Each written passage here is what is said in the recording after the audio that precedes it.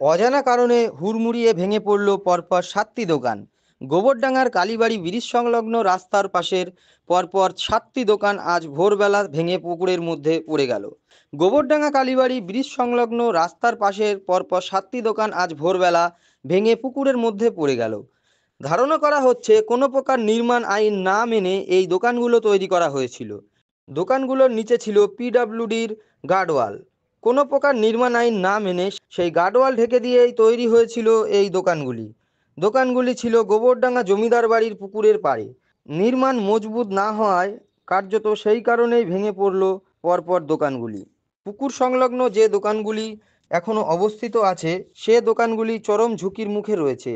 যে কোনো সময় সে দোকানগুলিও ধসে পড়তে পারে এমনই আশঙ্কা করছেন স্থানীয় বাসিন্দারা। ঘটনার সাথে সাথেই উপস্থিত হয় গোবরডাঙ্গা থানার বিশাল পুলিশ বাহিনী। যুদ্ধকালীন তৎপরতায় চলছে উদ্ধার কাজ। পুলিশ সূত্রে জানা যায় এই দুর্ঘটনা কোনো রকম প্রাণহানি ঘটেনি, তবে এই মুহূর্তে সতর্ক না হলে ভবিষ্যতে বড়সড় দুর্ঘটনা ঘটতে পারে এমনটাই আশঙ্কা করছে স্থানীয় সাধারণ মানুষ। ওর 4:10 তখন আমাদের পার্শ্ববর্তী এক দোকানদার, চার দোকানদার চিত্তরঞ্জন সরকার, উনি দোকান খুলতে এসছেন। দোকান খুলতে এসে দেখেন ওনার চোখের সামনে ঘটনা ঘটেছে। দোকানগুলো পরপর এক এক করে ঠিক করে যাচ্ছে। এরা প্রাকৃতিক একটা দুর্ঘটনা। শ্রমজীবী মানুষ আজকের রাস্তার পাশে পিডব্লিউডি জমিতে দোকান করে কাগজে তারা ব্যবসা করে খাচ্ছিল। আজকে তাদের প্রচুর টাকা ক্ষয়ক্ষতি হয়েছে। এরা গোবরডাঙ্গার বুঝে ইতিহাস বিরাম। পুকুরের পাশে এইভাবেই দোকান, এটা কি সম্ভব? সম্ভব নয়, কিন্তু গরিব মানুষ রাস্তার পাশে ব্রিজ হওয়ার পর থেকেই রাস্তার পাশে করে খাচ্ছিল। এটা প্রশাসনের কাছে কখনো নজরে আসেনি? প্রশাসন দেখেছি, জানি যে পরিষেবা যে ম্যাক্সিমাম দোকানদারের ট্রেড লাইসেন্স করা আছে। একদিনে কি সম্ভব এটা ভেঙে যাওয়া? একদিনই ভেঙেছে, এক সময়তেই ভেঙেছে। একই সময় 4:10 শুরু হয়েছে, আধা ঘন্টার মধ্যে সব পড়ে গেছে এক সাথে।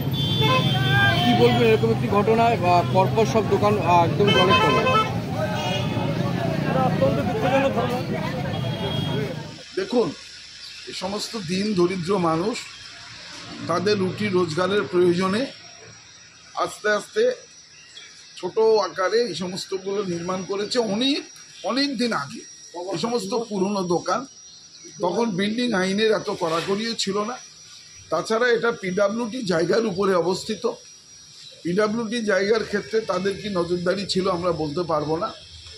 এটা খুব দুর্ভাগ্যের, যেই দোকানগুলো ভেঙে পড়েছে এরা অসহায় গরিব মানুষ।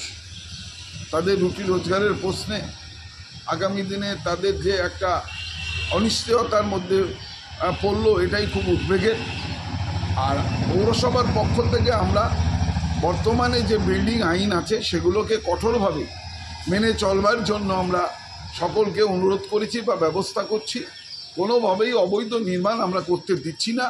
আনঅথরাইজ কনস্ট্রাকশন গোবরডাঙ্গায় হচ্ছে না, ফলে আমরা সতর্ক আছি।